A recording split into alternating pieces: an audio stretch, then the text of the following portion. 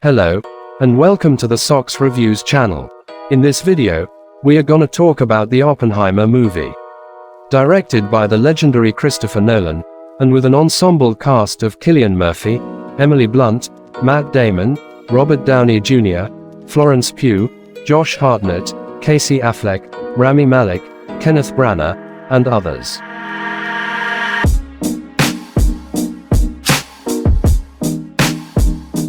This movie is based on the 2005 biography, American Prometheus, written by Kai Bird and Martin Sherwin. The film chronicles the life of J. Robert Oppenheimer, a theoretical physicist, who was pivotal in developing the first nuclear weapons as part of the Manhattan Project, and thereby ushering in the atomic age.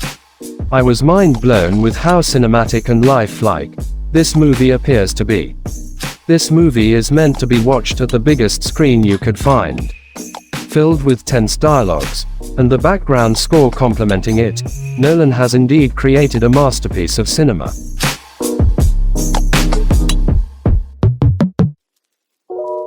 As you might have expected from Nolan's movie, he has taken the biography genre, and uplifted to such a high level, which you might haven't imagined before.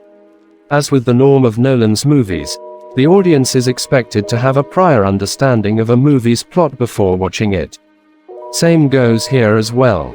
To understand the meaning and essence of the movie's conversation, you got to have an idea of the event, specifically the real-life incidents that led to the creation of nuclear weapons and the politics around it.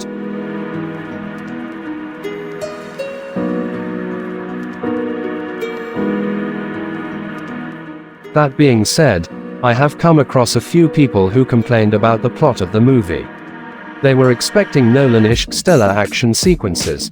Instead, all they got was heavy dialogues. These are the same people who found Interstellar and Tenet boring and beyond their understanding. But if you are going to watch a Nolan movie, you must do your own research beforehand. You are not supposed to shut off your brains and watch the movie.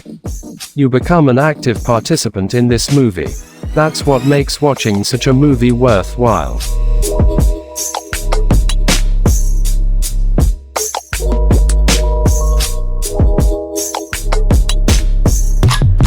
Now, let's talk about the plot of the movie. If you haven't watched the movie yet, and want to avoid getting spoiled, here's your spoiler warning. If you wish to understand the story better, consider subscribing to the channel and hit that bell icon.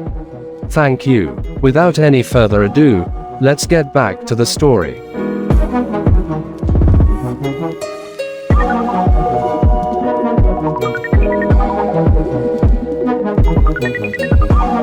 In 1926, a young Oppenheimer grapples with homesickness and anxiety at the Cavendish laboratory under Patrick Blackett. He is a demanding tutor, for whom Oppenheimer leaves a poisoned apple. A visiting physicist, Niels Bohr, almost eats it, but Oppenheimer stops him in time. After completing his PhD in physics at the University of Göttingen, he returns to the United States, driven by the absence of research on quantum physics. He starts teaching at the University of California, Berkeley, while also dedicating time to the California Institute of Technology. Along the way, he encounters significant figures, like Ernest Lawrence, the 1939 Nobel Prize winner who emphasizes the importance of practical applications, Jean Tatlock, a member of the Communist Party USA, with whom he has an on and off romantic relationship, until her eventual suicide, and an ex-communist biologist, Catherine Puening, whom he later marries. General Leslie Groves approaches Oppenheimer and requests his help to develop an atom bomb, known as the Manhattan Project, but only after Oppenheimer assures him of having no sympathies for communism. Oppenheimer then assembles a team of scientists to work together in a remote location in Los Alamos, New Mexico. His aim is to use the bomb as a means to save the world despite the concerns about the potential global repercussions. In particular, the danger of the Nazis, and their anti-Semitism, drives Oppenheimer, who is Jewish by heredity.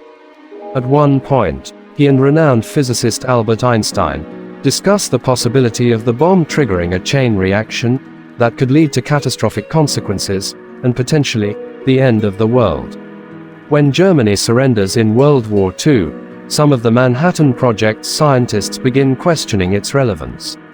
However, it continues regardless, and the Trinity test is carried out successfully, right before the Potsdam Conference.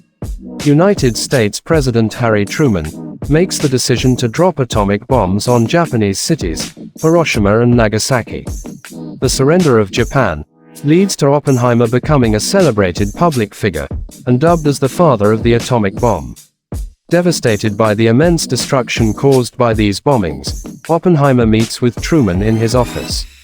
Truman is disgusted by Oppenheimer's distraught regret, and perceives it as weakness. He absolves Oppenheimer of all responsibility for the bombings, but Oppenheimer holds himself accountable. Oppenheimer goes on to be a vocal advocate against further nuclear development, especially the creation of the hydrogen bomb, by his fellow Manhattan Project scientist, Edward Teller. However, his stance becomes a point of contention amid the tense Cold War with the Soviet Union. His perceived left-wing ties, via his brother Frank's early involvement with the Communist Party, and his association with Tatlock, draw suspicion from government officials. Lewis Strauss, a senior U.S. Atomic Energy Commission member, holds a grudge against Oppenheimer for seemingly badmouthing him to Einstein in a conversation he views from afar at the Institute for Advanced Study. Lewis publicly dismisses Oppenheimer's concerns regarding the export of isotopes. He exploits these allegations at a hearing intended to remove Oppenheimer from political influence, where Oppenheimer is betrayed by the testimony of Teller and Groves. His security clearance is revoked, and the public revelation of his perceived communist ties and his affair with Tatlock led to his public fall from grace, effectively silencing his influence. At Strauss's own Senate confirmation hearing, to become Secretary of Commerce, former metallurgical laboratory technician David Hill exposes Strauss' personal grievances against Oppenheimer and his role in engineering Oppenheimer's downfall, leading the Senate to vote against confirmation. In 1963, Oppenheimer receives the Enrico Fermi Award from Vice President Lyndon B. Johnson as a gesture of political rehabilitation. His earlier conversation with Einstein is revealed to be not about Strauss, but about the far-reaching implications of nuclear weapons and the heavy burden of knowledge that they bear. Despite the success of the Trinity test, Oppenheimer wonders if they had effectively started a chain reaction of events that might end the world, envisioning it destroyed by his own creations. The end.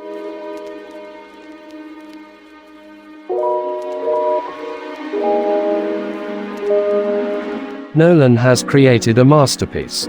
Only he could represent a simple biopic into a heart-wrenching, nail-biting thriller. It may not push you off the seat, but it sure will challenge your critical thinking. The cinematography work done by Hoyt van Hoytema is just outstanding. He is, of course, a longtime Nolan associate, whose impressive work includes the likes of Her, Interstellar, Dunkirk, Spectre, Ad Astra, Tenet, Nope and many more. Last but not least, if you are planning to watch this movie, please consider going for an IMAX or the biggest screen available in your locality. You can thank me later. Have you already watched this movie? If so, let me know your thoughts in the comments section below.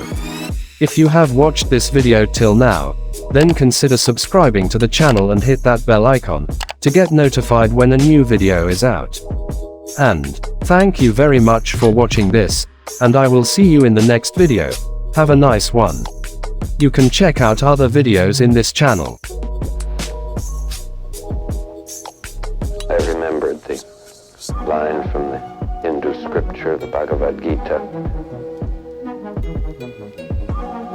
Vishnu is trying to persuade the prince that he should do his duty, and to impress him takes on his multi-armed form and says, "Now I am become death, the destroyer of worlds." I suppose we all thought that one way or another.